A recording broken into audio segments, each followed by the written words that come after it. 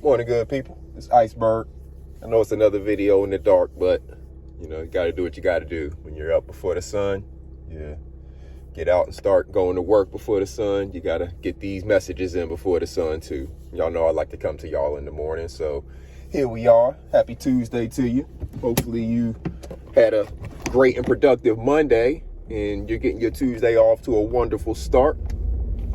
Just got a couple things on my mind this morning.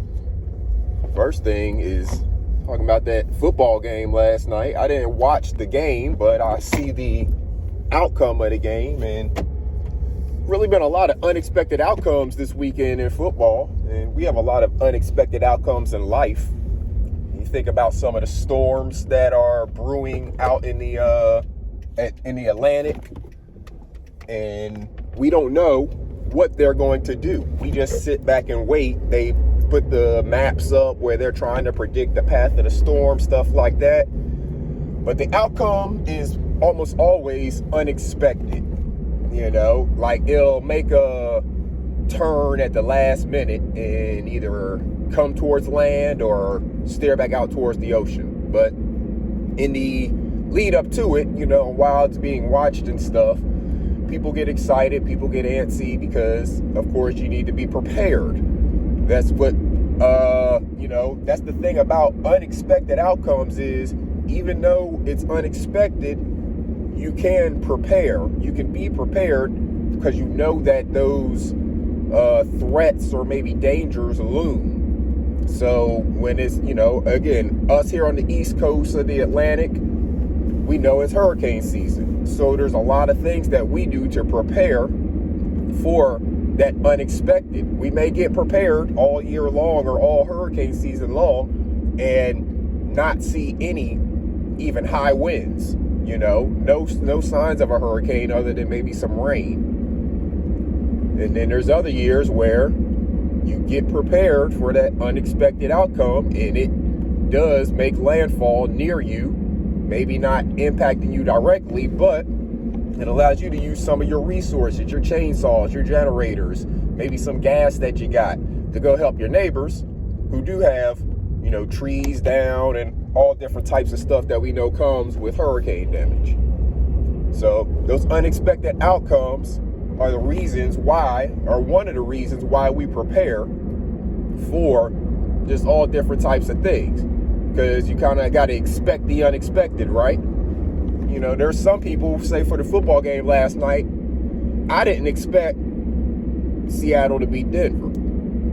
But there's some people who expected it because it was unexpected by a lot of other people. Think about some of the people who bet on Seattle and bet in all different types of way on everything Seattle. And they expected what most people didn't expect.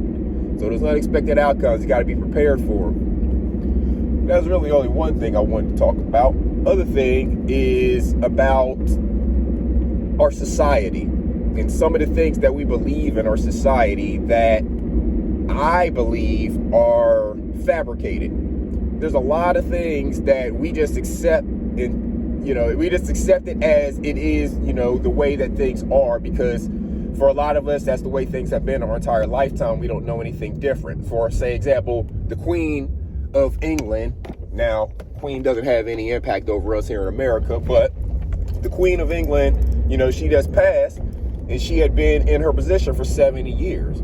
So that's something that most people who are impacted by who the monarchy in England, who's leading that, there are people who are impacted by that. So for those people, it's been the same for the majority of those people's lives, because there's not a lot of people who are over 70 years old. I mean, that's just the natural phenomenon of life. There's less people over 70 than there are people under 70, just due to simple math.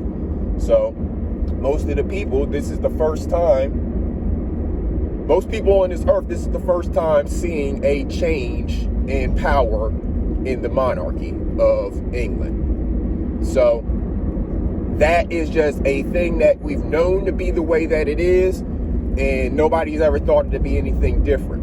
Well, there's a lot of things in our society here in America that are that way because we're a different type of economy. We started a lot of the stuff that you see across the world now because of our capitalist economy mindset and stuff like that. So, for example, the thing that got me thinking about this the most was when we talk about medications. For me personally, I'm not a huge fan of medicine. I don't take a lot of medicines. Even like if I do end up getting prescribed something for whatever, I may take it right for a first like week or so, and then I end up not taking it. And I just my body's extremely resilient. It has a lot of, ability to heal on its own. So I avoid medicines for the most part. I do, use natural supplements, things like that. And I like to get most of my supplements and nutrition from the foods that I eat. That, I think, is what helps keep me healthy because, I don't get sick very often. So I don't like taking medicines. That's just the way to think about it. I'm not very trusting of the industry that is making those little pills and putting whatever in them. So when it comes to people during the early stages of the pandemic, whenever they came out with the vaccinations and stuff, of course, there's a whole bunch of people who are against it for whatever reasons. I'm not getting into that. That's not the point. The point is they were against that, saying they don't know what's in it, things like that. But then they'll turn around and take a pill because the doctor said it's okay.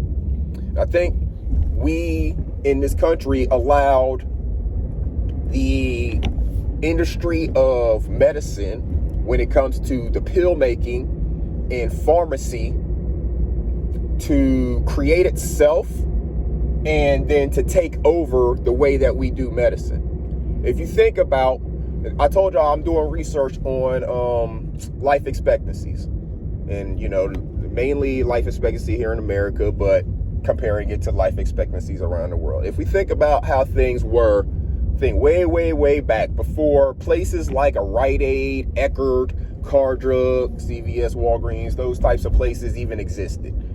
So you didn't go to a different store to get your medicine that the doctor wanted you to take. If the doctor wanted you to take something because you needed it for whatever, they gave it to you right there, either, by administering it through a shot, or they gave you the medication and you walked out there and you went home and you did what you were supposed to do. They created this industry of not pharmacists. Pharmacists existed, but they were in the hospital. They were in the place with the doctor. They worked with the doctor to prescribe the stuff. You didn't have to go to a totally different place that they created over here.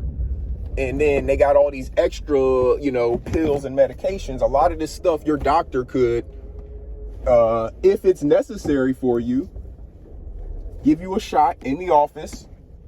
You walk out and you have what you have. Or they'll give you the additional, like if you need to continue to take something, let's say for a week, they'll give you the additional pills and stuff that you need, whatever, to walk out with. But again, they've created all these medications. They've pumped, you don't know what, into a pill form, and now you trust it because it's in a pill form and somebody says they tested it and all that. You still don't know what's in it.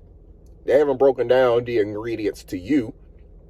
And then if they did, you wouldn't know what half of them meant because they're words that have 17 letters and, it's all kinds of just stuff. They're medical terms, right? But you blindly trust it. We blindly buy into the system. We blindly say, go to a doctor. Every time you go, they're going to prescribe you something. Why? Because there's a kickback in it for them to send you over here to this other doctor, the pharmacist. So they can charge you, if you look at your receipt, depending on your insurance, it's going to be a couple $100 for whatever it is. Now, after your insurance hits it and stuff like that, you may only walk out paying, a couple dollars. But the insurance company is going to have to pay them, however much more money to make up that couple $100. You have to pay your insurance every month. That if you had that money back in your pocket, think about how much money we would all be banking if we didn't pay health insurance, auto insurance, homeowners insurance, all those different insurances. If we actually just bank that money, if we set aside escrow accounts, we didn't have to pay this money to an insurance company and then almost never file a claim. We could set aside an escrow account. I've been in my house 20 years, over 20 years. Think about the amount of money I've paid in homeowners insurance and not filed homeowners claims. What if all that money would have been sitting in the escrow account for all of these years? I could have it gaining interest, me getting that money, in my account. What could I turn that money around and do with it today? If I had all of that money in the account that I've paid to an insurance company, I've paid auto insurance all these years. I haven't had accidents, knock on wood. I haven't had to file very many auto claims. Think about if I had all of that money back into my bank account or in an escrow account. Health insurance. I told y'all I don't get sick very often. I definitely don't go to the doctor very often. So what if I had all of that money? It's $200 something a paycheck. What if I had all of that money? I've been working all my life, as I basically started working when I was 14 years old. I've been working ever since. I've always had a job for the most part. And as an adult, I've always had a job. So what if I had all of that insurance money back in my bank account? I would be a millionaire easily. The amount of money I've paid in insurance, I'd be a millionaire. That's easy. If you take all that money, put them into accounts, and then I have it actually gaining interest and, stuff like that, I'd be a millionaire easy. But instead, the insurance companies are millionaires because I got to pay it. But I don't use it very often. So, what am I saying all of this to say? We as Americans, and a lot of other countries as well, but I'm talking about us here in America, we have blindly, because a lot of us don't know any better because we were born into, we've blindly bought into a system that I believe is filled with a lot of falsehoods.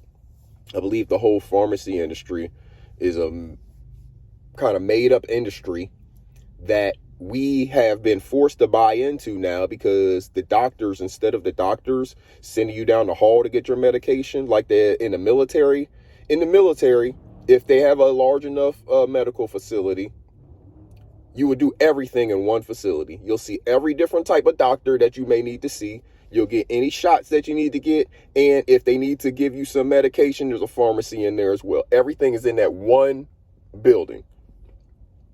They don't send you across town. They don't, they have the medications that they are trying to administer to you right there on the spot. Now, do these doctors even know what some of these medications do, or do they just believe what the pharmacist said and whatever the pharmacists and the FDA and people like that say are the effects of it? And then they just say, okay, yeah, I get more money for issuing you that one or prescribing you that one, so I'm going to prescribe you that one. We have got to open our eyes and pay attention. There are more natural ways for us to heal ourselves. Our bodies are extremely resilient. If we're eating the proper foods, drinking enough water, and then using actual medicinal herbs and things like that to heal and replenish our bodies, that in most cases is all a person is going to need. Now, I understand some people have some debilitating things that they go to doctors for, and the doctor wants them to continue taking things. I understand that there's cancers and other, diseases that we have flying around and people have to take daily medications for to keep their diseases at bay. I get that at this point, that's where we are, but I still believe in a lot of those cases, there are more natural ways and remedies that those people could, be healthier and live healthier lives. The problem is there's no money in that. So the medical industry is not going to promote that. They're not going to allow that to really take off. We get stuck with what we have, and it's not to the benefit of us. The benefit of us would be the doctors, the pharmacists, everybody that's in that industry talking about and trying to prescribe you natural remedies, home remedies, things that you can change in your lifestyle to get yourself better, not go take this pill for the rest of your life. So I'm gonna get off my soapbox, go ahead and get this money. Y'all make sure y'all go out here, have a good day, do something but make sure you're having some thoughts, thought-provoking stuff, not just sitting around watching trash all day. You know, make sure you're actually making that brain spin, thinking about stuff, and then having a conversation about it. Get in the comments. Let me know what y'all think. Hit that like button. I don't be saying that enough. Y'all make sure y'all hit that like button and hit that subscribe button if you haven't. We're trying to get to 500 subscribers. We're just under 300 now. We're working our way to 500 so we can get that community page and start putting some more stuff out there for you all. So y'all make sure y'all go make something move like Sister Yo Thought says. I'm going to get in here and get this money. Salute, good people.